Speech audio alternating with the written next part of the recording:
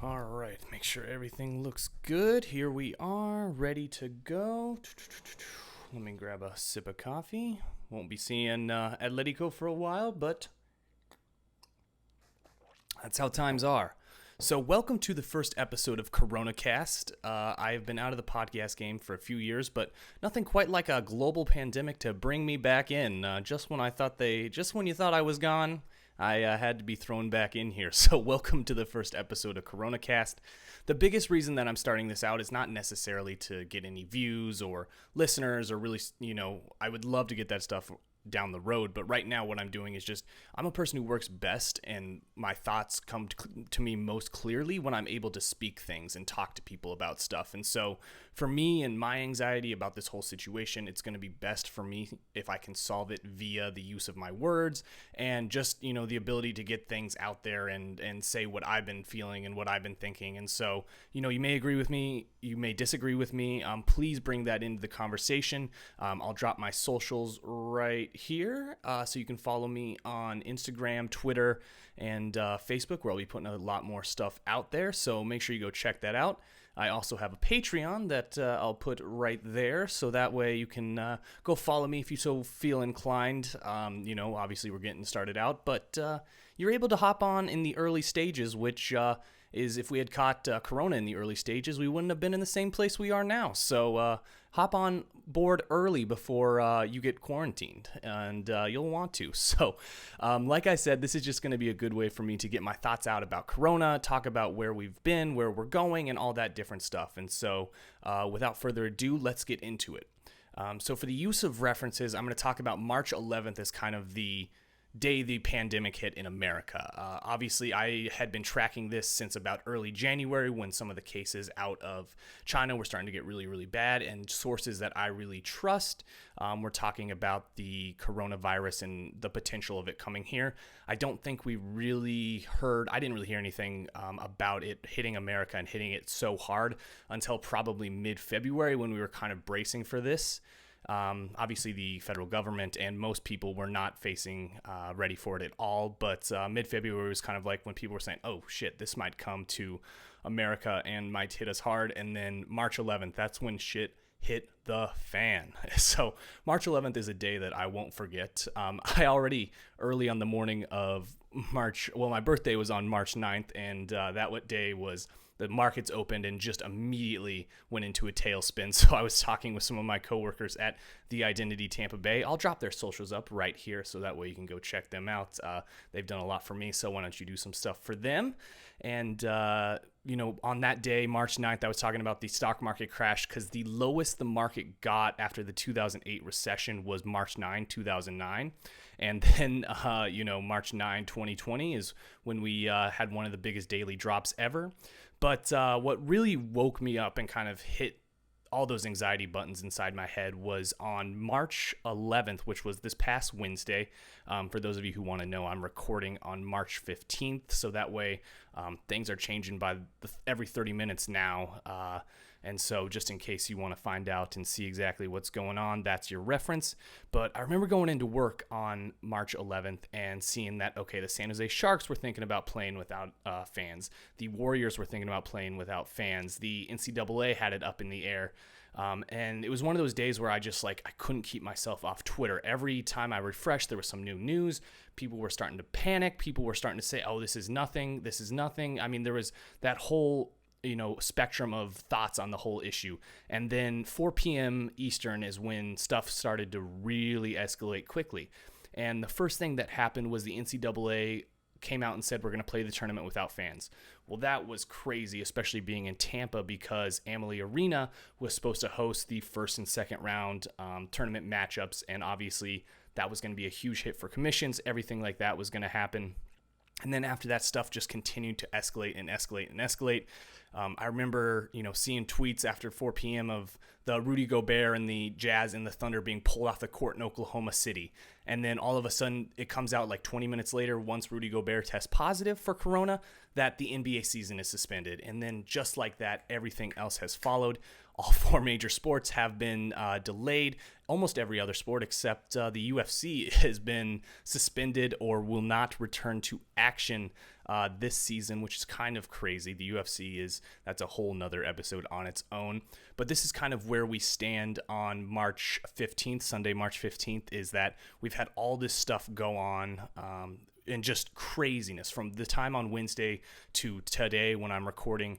It's been surreal. Wednesday and Thursday didn't even feel believable to me, to be completely honest. Like, the world had felt like it had been flipped upside down. That was my personal take on it. It was just hard to, like, believe that I was going into work. It was hard to believe that I was going into school. Like, the idea that anything was going to be normal after this whole thing, especially on Wednesday and Thursday, was just so surreal to me that we were going to get back to any point. So that had all kind of happened so quickly between Wednesday and Thursday. I just remember thinking, like, what the hell is going on? And my biggest concern, especially like having that business background and being really kind of a bit of a armchair economist, as I would call myself, is not necessarily the pandemic. Obviously, it's going to be really, I think it's going to hit and it's going to be bad. That's my opinion on it. I think we're closer to Italy than we are to South Korea if you take a look at those two case studies. But who really knows what's coming? We're in the early stages of this. But what my thought was the economy. After 2008, I had done a lot of research to kind of see, like, how was the economy propped up? What different types of things were being used to, what kind of financial mechanisms were using to prop up the economy?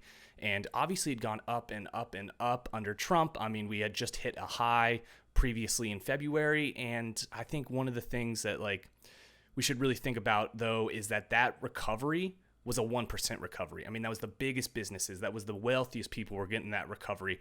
And the one thing that had been really scary to me, and one of the reasons that I really loved Andrew Yang and his presidential candidacy, was that the middle class and the lower class were not seeing the gains of that recovery and that economic boom the same way that the upper 1% had and the upper class had been seeing. And so that was something that really had concerned me before even coronavirus, was that, what if we have a external shock to the markets and then they completely crash? Are we just going to have a same old bailout? I mean, obviously we already injected 1.5 trillion back into the markets, but quantitative easing, how long is that going to hold on? And do we have we're already on a shaky foundation with the markets. Are we going to be able to inject more money without either hyperinflation, without it not working, without all these different things? And so that's kind of where we stand right now. Economically, I am still nervous about the economics of the whole thing, but we'll get to that in a little bit. So what I did want to talk about now is kind of, those are my thoughts on how we got here. Obviously, there'll be books and movies made about the last 4 days and potentially the next 4 months, depending on how this goes. But that's kind of where we are right now. I sit here in Tampa. It's a beautiful sunny day, about 83 degrees. I mean, you look outside, nothing's wrong. Obviously, less cars on the streets, but you just kind of feel like there's this impending tidal wave of doom that's coming. It's really kind of an ominous feeling of like, shit, we haven't even seen the worst of it yet, and people are already freaking out. It's going to be crazy. It's going to be a rough couple of months. So it brings me to, where are we going from here? The first thing that I want you guys to realize that needs to be pointed out if you have not seen it already, we have not tested anybody yet in this country. The whole thing behind the testing kits, I mean, that's a whole nother hour-long conversation at this point by itself. Like, how come the Utah Jazz and Oklahoma City Thunder got 58 of the 77 tests that had been given out to that point? But that's a whole different story. But we just haven't even seen the beginning of testing in this country. I mean, odds are, like, I could have it. Somebody that I know could have it at this point. So once we start testing, there's going to be a skyrocket in confirmed cases and then a skyrocket in deaths. That's what really scares me about the next 2 to 3 weeks from this point, is that, we could be done with the spread of it. Hypothetically, let's say the spread of the whole coronavirus is done, but those numbers are still going to skyrocket because people haven't been tested yet. So it's going to be crazy. I don't know if, we could easily hit 100,000 plus cases here very soon. Ohio came out earlier this week, the state of Ohio, and said we could have 100,000 cases already. That seemed a little bit high, but at this point, not unreasonable. So be prepared over the next couple of days for shit to get locked down as the number of cases skyrocket. I mean, I'm surprised Seattle isn't in some sort of, lockdown, mandatory lockdown right now, but things are just going to continue to get crazier and crazier and crazier. Especially in this brief next, 10 days or so, it's just going to get wild. That's the only word I have for it. And now there's a couple schools of thought as far as like what happens once we see those confirmed cases. Are we going to see a leveling off as they have seen in China, as they have seen in South Korea? They have not seen any leveling off in Italy, though, and other countries are still seeing that skyrocket. So I think, as I said, we're closer to what Italy is doing versus what South Korea and China have been doing. China, I don't think we could do what China did here without actual wide-scale violence happening. I mean, they're basically, their quarantine in China was depersoning people and saying, you're done. It's over. You can't come out inside anymore. And so things like that. But I don't think that'll happen here. That's certainly not been some of my thinking at certain points. Sidebar real quick, like there's going to be so many ways I'm going to continue to think about how I've thought through this process once it's over, because on any given day, Wednesday through today, I've been at nothing. Everything's going to be fine. It'll be a blip on the radar. We get back to normal in earliest 3 weeks. I'll say that.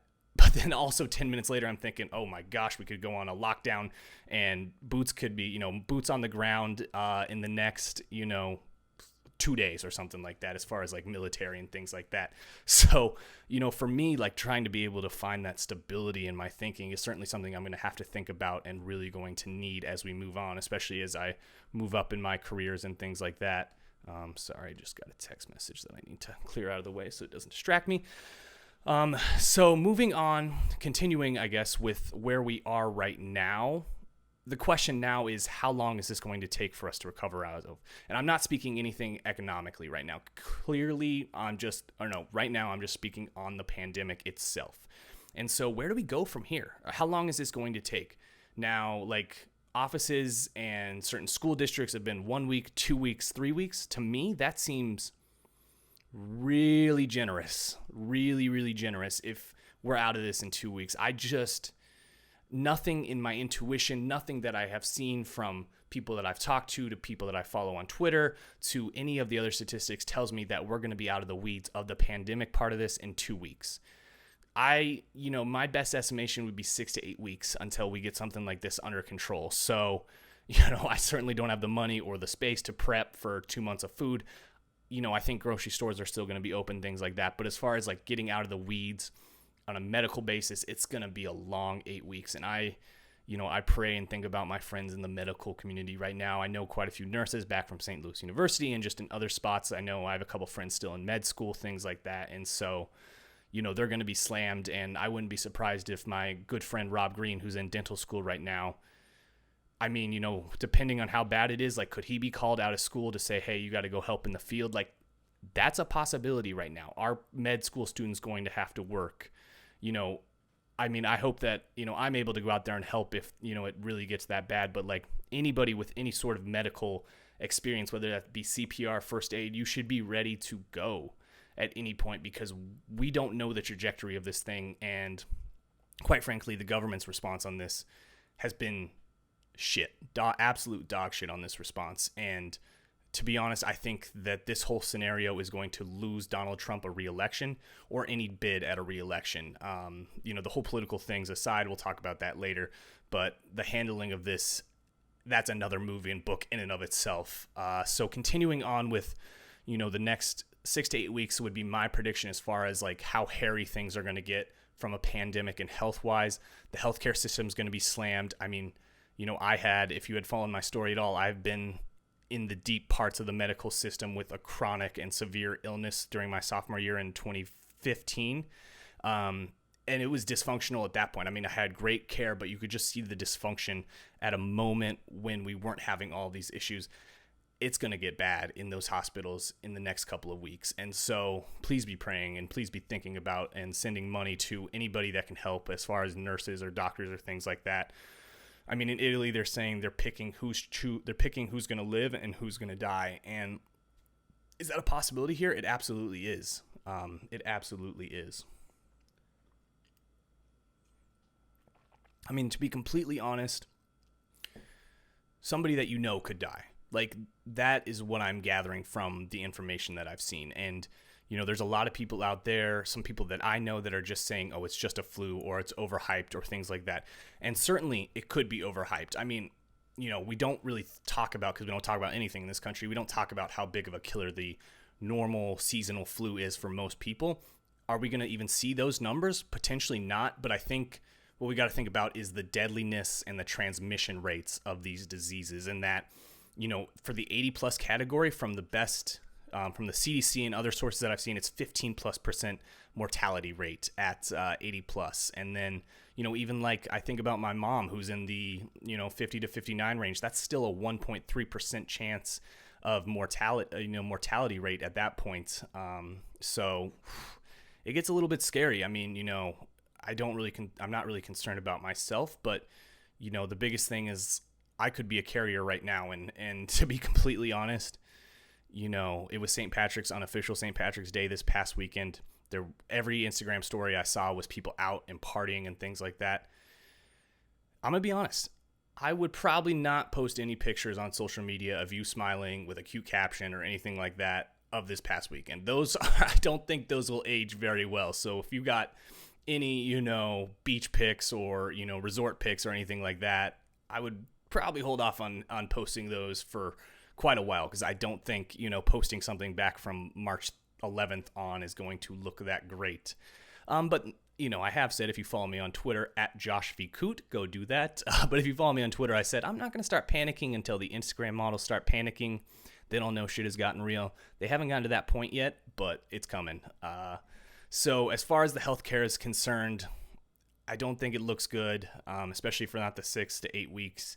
But I am going to bring on people who are in the healthcare industry in different areas of it. I've got friends who are in med school. I've got friends who are nurses. I've got friends who are, on the administration side. And I'm going to try to bring on as many of them as I can to give you the best information that I can give to you at this point. Because this is a learning journey for me too. Like, I am bringing people on to have conversations with them that I would normally have in private and just put them out there because at this point, Joe Rogan's the best, the best reference for anything that's going on with coronavirus. And so, why not just put out more information that I think is reasonable and I think is sound? So we'll continue on with that. Now, what I want to talk about before I head kind of wrapping up with my thoughts is, the economy. I don't know. It doesn't look good in my best estimation. I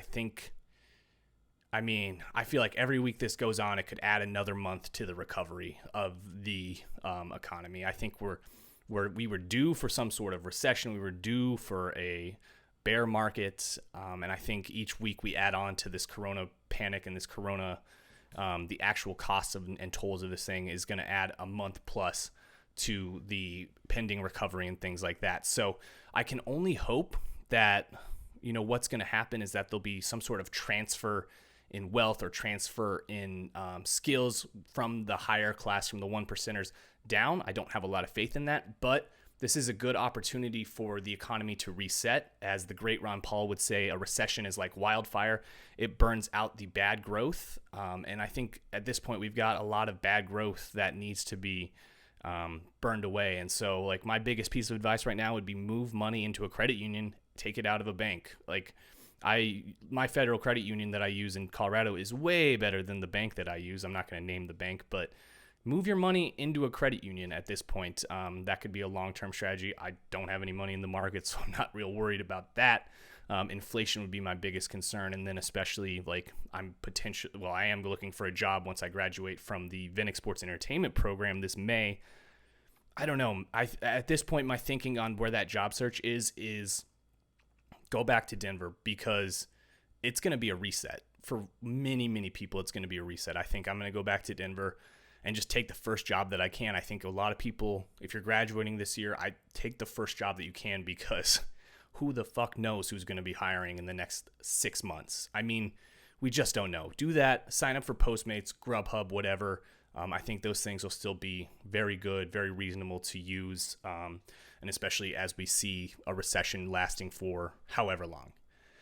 So some of my quick general thoughts, I'm going to go into each of these thoughts a little bit deeper on another episode, hopefully with a guest. My first one is, I think Trump lost the re-election, or any bit at the re-election. I am not a fan of Trump. I think that there was a lot of hysteria about him that is blown out of the water, so it's hard to kind of view him with a critical lens and an unbiased lens. Obviously, nobody has an unbiased lens, but it's hard to view him with a critical lens if you're following the mainstream media. I don't think he's a good president. I also don't think he's the worst ever, but his handling of this coronavirus, I mean, he's slipping into George Bush territory here. And I mean, if I was the Republicans, I'd really, really consider a potential challenger to Trump. I know that's not, that would be breaking norms and everything we know, but I would really think about running a challenger against Trump. Number 2, the investigation on all of this, when it comes out, is going to be fascinating. The disparity in the testing. How come 58 Utah Jazz and Oklahoma City players got the tests out of all 77 tests that were given at the point? I mean, this is fascinating stuff. 1%ers seem to have no problem getting the test. Tom Hanks, how did he get the test? I mean, just things that make me go, what's going on? Another one that I would watch out for is the Earn It bill that they're passing through the Congress right now, which is basically destroying all encryption on phones. So it'd be the government would have open access to spy on your text messages and all that stuff in a way that they're not doing right now, which is really scary. As the government knows, do not let a good crisis go to waste. I mean, after 9/11, they passed the Patriot Act, which was just, a restriction in rights. And so as fearful as you probably are right now, as fearful as I am, you got to be on the lookout, because the people who run the show are going to start jamming shit down your throat that you're going to say okay to, because you're scared and afraid. And if we want to do anything, change it in any meaningful way in this country, whether you're a Bernie bro or a Trump supporter, whatever that may be, like, obviously you're voting for those two candidates because you want significant change. We have to come together on this before we actually move forward, because the response is going to be so one-sided to the elites and to the 1% as it was after 2008, where there was no meaningful change in the economy. And so let's, come together and actually advocate for some meaningful change and watch these things like the Earn It Act, different things like that they're going to shove down our throats. My last point here is I'm not sure we return to normal. Whatever that normal was on March 10th, whatever you thought that was waking up that morning, we're not going to get back to that point. I don't know what the new normal is going to be, but we have seen so many cracks in this society, in this foundation, in this empire, that the water just burst through the dam. If 2008 kind of was I think 2001 was kind of the start of it. 2008, it just continued. And now 2020, I don't know what is going to be able to hold it, what's going to be able to make it move on. Those are kind of my preliminary thoughts right now. I want to tell you a little bit about where Coronacast is going to go. I'm going to bring on people from the financial sectors. I got good friends who are financial advisors. I'm going to bring in one of my best friends who's a lab-grown meat scientist. I want to talk to him about the supply chain of food and is this crash going to accelerate the pace of lab-grown meats and things like that? Because obviously you take a look at this avian flu, H1N1, coronavirus, all, depending on what theory you subscribe to, but all of those are coming from animals and the way we raise meat and food and different things like that. And so will lab-grown meat start to blow up post-2020 recession? Another one that I'm going to bring on is a school teacher from New York, and he's going to talk to us about the potential strike that's going to happen there if they don't close down the schools, all that stuff that's going on right now. And so I'm going to bring on as many people as I can to give you the best information that I can, because I'm learning along with you. And that's why I kind of want to have these conversations, is because, these are conversations that I would have in private, but in a time of great need and in a time of great anxiety, let's try to taper that out with bringing in as many opinions and as many things as we can at this point. I do, before I go, want to give you the people that I trust the most on Twitter right now, who I'm getting most of my information from. The first one is Matt Stoller. He is a great author. He worked in the Obama administration, and he does great work on the economics and the supply chain side of what this is going to cause. I mean, he knows a lot about global supply chains, our medicines coming in from Europe or China or India, how this is going to be affected by what China does. How Apple, how the big companies, everything with the supply chains are going to be affected. So I would follow Matt Stoller on Twitter. Another great one is Whitney Webb. If you remembered, I talked a little bit about the Earn It Act that's getting passed through Congress. Whitney Webb is the best journalist in the world right now, hands down. It's I would argue that with anybody. Her or Matt Taibbi, best two journalists on earth right now. But Whitney Webb does a great job of hey, let's keep a watchful eye on what the government's doing right now that's not related to coronavirus. And I think that's something that, wherever you are on the political spectrum, wherever you are on the conspiracy spectrum, follow her and just let that information kind of soak in. Another great one as far as like direct look at the market is Quoth the Raven. He and I disagree fundamentally on politics. I mean, he said he was most likely to vote for Mike Bloomberg, but that doesn't mean in this time he can't have an honest assessment of what is actually going on.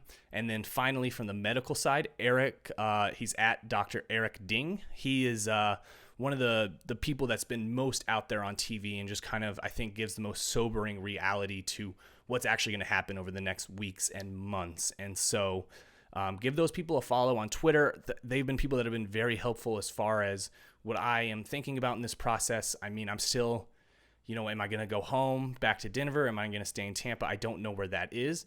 My thinking as of March 15th, where we stand, is once cities start getting on lockdown, and if it's serious, I'll probably head back to Denver because then we're in a much longer process than if we don't get lockdowns and we're just social distancing and all that stuff. So follow those people on Twitter. I'll let you know. Hopefully get some new interviews out in the coming week here. I'll definitely have some new interviews out in the coming week. I mean, nobody's got anything to do.